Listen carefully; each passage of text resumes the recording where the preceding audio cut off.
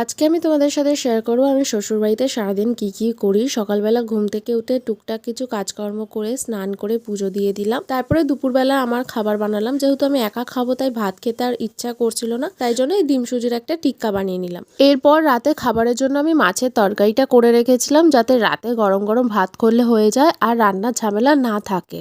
তারপর আমাকে দেখো, আমি রান্না করতে গিয়ে তো নিজের ওপর ফোসকাই ফেলে দিয়েছি, তাই জন্য একটু কোলগেট লাগিয়ে রেখেছিলাম।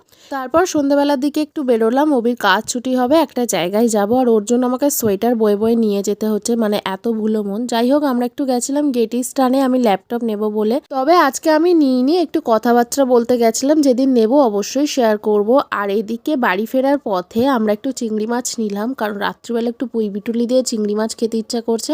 আর আমার জন্য অভি চকলেট কিনেছে, সেটা আমি জানতাম না, বাড়িতে এসে আমাকে দিল। আর এদিকে আমরা তিনজন মিলে রাত 9টার সময় বিস্কিট দিয়ে চা খাচ্ছি। তো এইভাবেই কাটলো আজকে আমার দিনটা।